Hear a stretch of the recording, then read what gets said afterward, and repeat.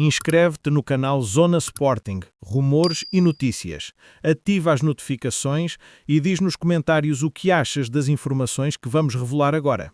Eduardo Quaresma e Mateus Reis voltam ao eixo defensivo do Sporting. E o que, à primeira vista, parece apenas uma decisão de gestão de plantel, pode, na verdade, ser um dos movimentos mais importantes da temporada.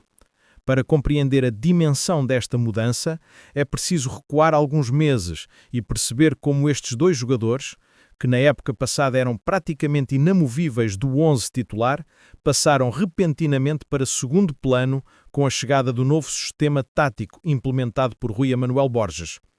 O Sporting abandonou o 3-4-3 que vinha sendo utilizado com frequência e adotou um 4-2-3-1 mais posicional, que alterou por completo as dinâmicas do setor defensivo. Diomandé e Gonçalo Inácio assumiram a dianteira no eixo central, com Zeno de Baste como alternativa imediata, e as portas para Quaresma e Mateus começaram a fechar-se de forma silenciosa, mas inequívoca. A trajetória desta queda é quase chocante quando colocamos os números lado a lado. Na temporada transata, Mateus Reis foi o 10º jogador mais utilizado do plantel, com 2.241 minutos distribuídos por 46 jogos. Eduardo Quaresma, apesar de mais jovem, ocupou o 12º lugar do ranking, com 2.051 minutos em 31 partidas. Eram peças sólidas, confiáveis, motores silenciosos da estrutura defensiva. Porém, como tantas vezes acontece no futebol, tudo mudou de um momento para o outro. Nesta época, Mateus surge na 22ª posição, com meros 152 minutos somados em 6 encontros, enquanto Quaresma aparece na 20ª posição, com 337 minutos nas mesmas 6 presenças. Para dois jogadores que tinham sido pedras estruturais do sucesso recente, a diferença é como noite e dia. A pergunta que muitos fizeram nos bastidores foi simples: o que aconteceu para que a hierarquia fosse alterada de forma tão drástica? A resposta passa essencialmente pela mudança tática e pela escolha estratégica de Rui Emanuel Borges. Ao querer uma defesa mais concentrada, rígida e apoiada na construção curta entre centrais e médios, o treinador assentou preferências e distribuiu responsabilidades. Contudo, o futebol é dinâmico, imprevisível e, mais do que isso, altamente sensível aos resultados. E é aqui que as coisas começam a mudar outra vez. No jogo da Taça de Portugal diante do Marinhense, Rui Borges prepara o regresso dos 2 a 11. Oficialmente trata-se de dar minutos a jogadores importantes, gerir o plantel, manter todos prontos para quando forem chamados. Mas quem conhece o ambiente interno do Sporting percebe que não se trata apenas disso. Esta pode ser a primeira peça de uma nova reconfiguração do setor defensivo, algo que tem sido discutido em reuniões técnicas, apresentações internas e avaliações estatísticas de desempenho. Eduardo Quaresma tem um peso simbólico que poucos conseguem igualar. Formado na casa, contrato prolongado até 2028, é visto como o tipo de jogador que representa aquilo que o Sporting quer transmitir: formação forte, ambição, maturidade precoce e capacidade de decidir nos momentos-chave. E os factos ajudam a construir a narrativa. Na última temporada, quando o campeonato estava ao rubro, foi ele quem marcou o golo nos descontos frente ao Gil Vicente, antes da visita à Luz. Foi um golo que, no fundo, valeu meio título. E há uma curiosidade repetida nos corredores de Alvalade. Sempre que Quaresma faz parte do plantel, o Sporting acaba campeão. É coincidência? É estatística? Ou existe algo mais naquele perfil competitivo?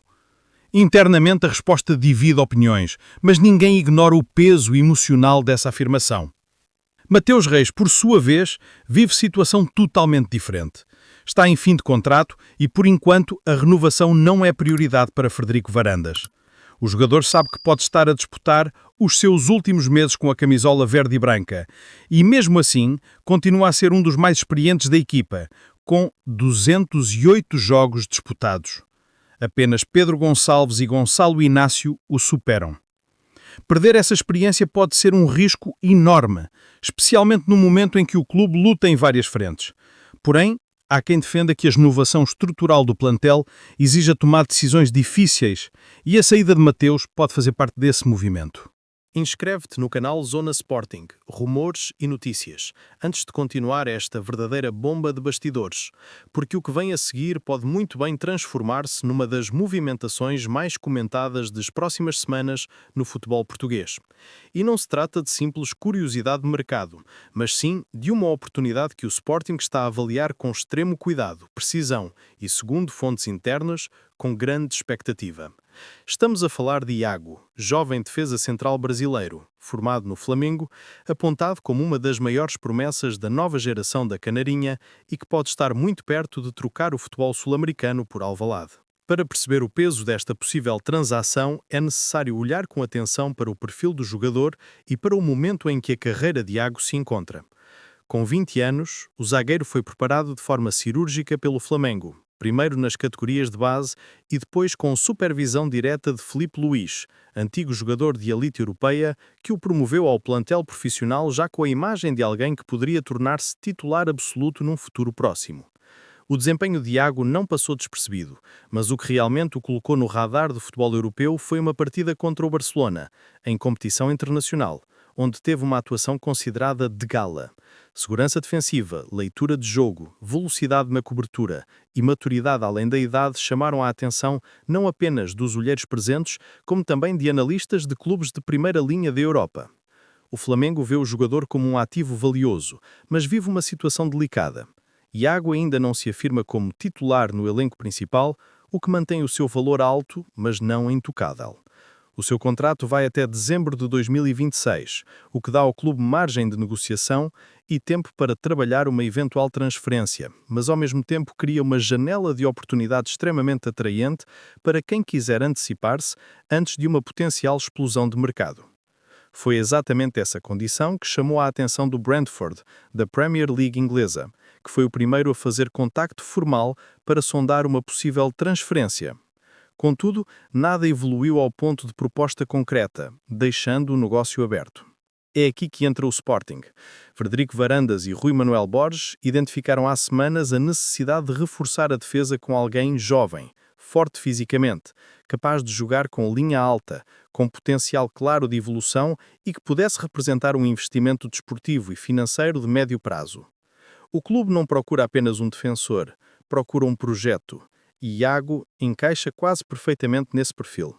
Em Alvalade, a prioridade não é apenas ganhar títulos, mas também continuar a desenvolver talentos capazes de render desportivamente e futuramente financeiramente. É um modelo que tem dado resultado e que, segundo pessoas próximas à direção, deverá acentuar-se ainda mais nas próximas épocas. Dentro do departamento de futebol do Sporting, há quem veja Iago como uma oportunidade rara. Mesmo sem ter jogado oficialmente pelo Flamengo na equipa principal, o seu potencial já é reconhecido e a adaptação ao futebol europeu poderia ser feita com relativa rapidez, especialmente porque Rui Manuel Borges gosta de trabalhar com jogadores moldáveis, intensos e com boa capacidade de interpretação de sistema. O treinador já deixou clara a intenção de modernizar a linha defensiva, tornando-a mais veloz, agressiva e participativa na construção. Iago, por sua vez, encaixa precisamente neste conceito. No Brasil, destacou-se por sair a jogar com qualidade, fazer coberturas longas e ajustar posicionamento com rapidez, fatores essenciais num Sporting que defende alto e exige que os centrais tenham leitura e reação tão importantes quanto físico e técnica. Do lado do Flamengo, a situação é pragmática.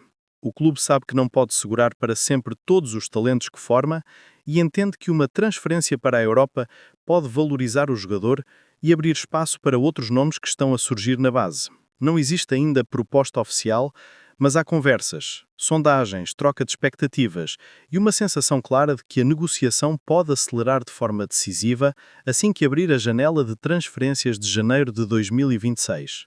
Ninguém nos bastidores do Flamengo vê uma transferência como impossível.